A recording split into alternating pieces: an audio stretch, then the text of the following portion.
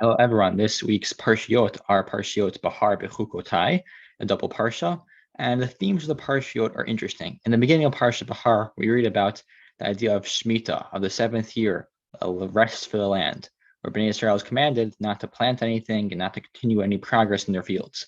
And the rest of the Parsha, after it goes through some more halachot and laws in Parsha Behar, it continues to Parsha Bechukotai, in which it discusses the Tochacha, which infamously tells the details and the rewards and punishments for Bnei Israel if they follow God's statutes and commands, and the negative commandments, negative punishments that will come along if Bnei Israel does not oblige to these laws. Now, the connecting piece, perhaps, these two parshiot is revealed when the Ramban breaks down the second pasuk in the parsha. The second pasuk reads, "Daber Bnei Yisrael v'marta alehem kitavo el haaretz asher notin lechem v'shavta haaretz Shabbat ladonai." So this part of Shabbat LaHashem, the Ramban understands this very interestingly. The Ramban explains that when we look at the two words Shabbat LaHashem, the Ramban first quotes how Rashi understands them as he quotes Rashi, L'Shem Hashem, Keshem Shenamar B'Shabbat Bereshit, Lashon Rashi. That's how the Ramban understands Rashi.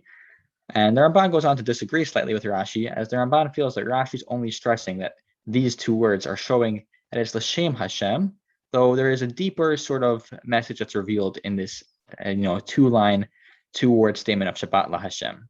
Now, this connection of Shemitah, the fact that the land is going to be resting, V'shavta haaretz, the Ramban is going to go on to elaborate what exactly is the significance of this. So the Ramban is going on to say, in the next part over here, he says, Avalpeir Shabbat LaHashem Elokecha, right? He's referring to what Rashi was saying, Amor B'Shabbat Bereshit, Kivo Shabbat Vaynafash.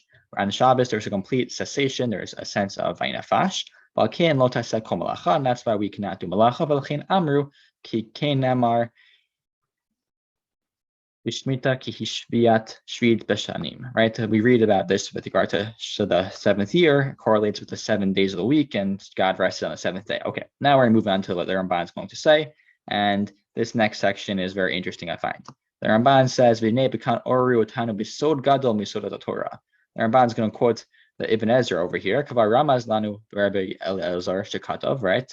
Rav Avraham ben Ezra. The Ramban is quoting the Ibn Ezra, and the Ibn Ezra tells us that this part of Shabbat LaHashem V'Ta'am Shabbat LaHashem Kiyom Shabbat V'Sod Yimot Olam Ramuz B'Makom Hazeh. That's all the Ibn Ezra says if we look up his commentary. Very short and cryptic. He says Shabbat LaHashem Kiyom Shabbat, right? This is Shabbat LaHashem. The seventh year is Kiyom Shabbat. And the secret and the fundamental foundation of Yemot Olam, whatever that may mean, is hidden and hinted to in this pasuk. So this idea of Shabbat LaHashem clearly has a lot more ideas, maybe a little esoteric, but the Ramban is going on to try to reveal them. He quotes some sukkim that says, basically, just listen in. Listen into what I could tell you. And the way I understood the Ramban, I'm not sure how much I'm understanding of it. Though what I can try and reveal is, something that I thought would be a central message heading into Shabbat. So the Ramban goes on to explain, right? The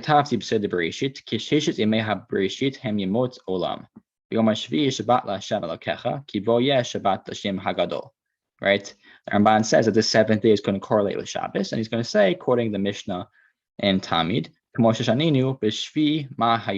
would they say on the seventh day of Shabbos? We see already that there's a connection. The seventh day represents Yemot HaMashiach, something to do with this passing of time. Shabbos is not purely a seventh day of the week, but some larger theme. Now the Ramban says this key line. The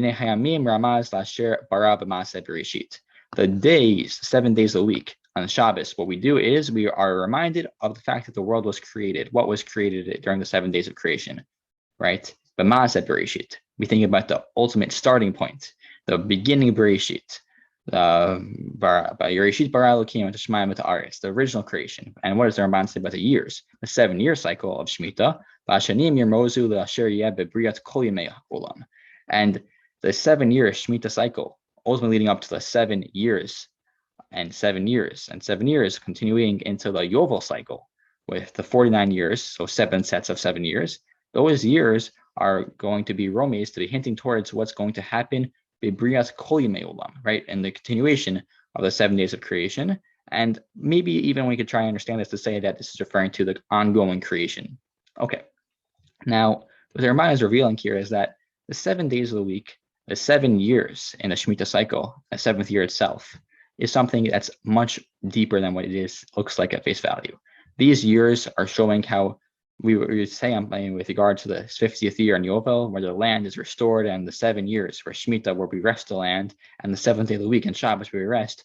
All these have a deeper connection that bring us back to this ultimate message of recognizing Briat Olam and I guess God's divine providence throughout that process. That the world was created, and God has ongoing, continuous providence over us. And this idea of, the returning to and recognizing God's providence over the world is something that the Ramban stresses a lot. And for this reason, the Ramban notes, that it comes to the 7th year and not resting the land, the punishments that come along that we're going to read in Parshat Bechukotai to bridge together these two gaps. And it's something that we find such severe punishments, like these other, severe immoral acts that warrant these punishments. Though why is these punishments going along with Shemitah? Because as the Ramban says, all these psukim show in Parshat Bechukotai, right? We say this at the end of this week's parsha, and Behar, and then in the continuation of the double parsha, we read about the fact that the land will spit us out if we do not follow these laws, right? Behar is tazov mehem taratz shaptoteha, and all these different factors, they're telling us that the land itself, if we don't allow it to rest, and I read that wrong, but tear to shaptoteha, if we don't allow the land to rest, then there will be the sense of exile, right? Galut ba, and there will be this sense of us not acknowledging God's presence and providence over our land. If we don't acknowledge that God is the one who's ultimately allowing the crops to grow and allowing for us to have our toils and our benefits throughout the 6 days of the work day, of the work week, then on the 7th day, if we don't recognize this, then we will lose them. And that's a big theme in Parshat Bechukotai.